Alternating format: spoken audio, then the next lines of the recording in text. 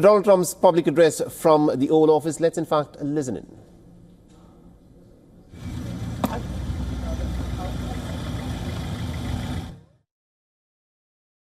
The way we have the basic hygiene in using the systems, and that is something which is, I would say, almost 40–50% of the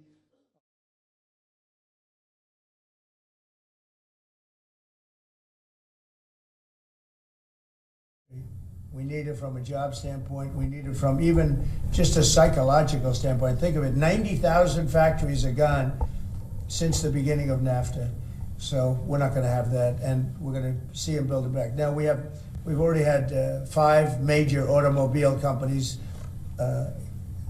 First time you've heard this in a long time, since my first term actually, where we were really rocking and rolling, and then Biden came in and he stopped everything. Like such a stupid thing to do, not even a believable thing. But we have many auto plants now coming in. We have big chip plants. We have the biggest chip company in the world, most powerful, probably one of the most powerful companies in the world. When you say, Kevin, and he's coming in and they're building one of the largest chip plants in the world. That'll be done in Arizona, mostly in Arizona.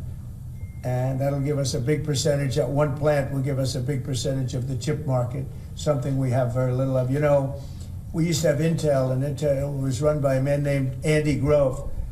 And Andy Grove was a tough, smart guy. I used to read about him when I was a young man, and he did an incredible job. He really dominated the chip business. And then he died, and I guess they had a series of people that didn't know what the hell they were doing, and we gradually lost the chip business, and now it's almost exclusively in Taiwan. They stole it from us. They took it from us, and I don't blame them. I give them credit. I blame the people that were sitting in this seat because they allowed it to happen. We could have protected that so easily, but so we had the chip business, and now it's all in Taiwan, almost exclusive, a little bit in South Korea, but mostly in Taiwan. And it's very important. Everything you do, everything you touch is now about chips. The brake of a car, cars have chips all over the place. I was reading an article the other day where they talk about the brakes of a car are loaded up with chips. Who would think that a brake has a chip in it? But it's all about chips. So that was a big thing. And they'll be investing hundreds of billions of dollars in this country, and we'll be taking back a big, big portion of that industry. We have others coming in too. But a lot of car manufacturers are coming in, and they're coming in fast. And one of the reasons you see these numbers, and again, Kevin said it, and I said it a little bit, but the fact that they know I won the election, so after I was president-elect, they assumed that I was going to do what I said, because they do what I say. And so these numbers really reflect a lot of things that took place since November 5th, right? So, Kevin, thank you very much. Great job.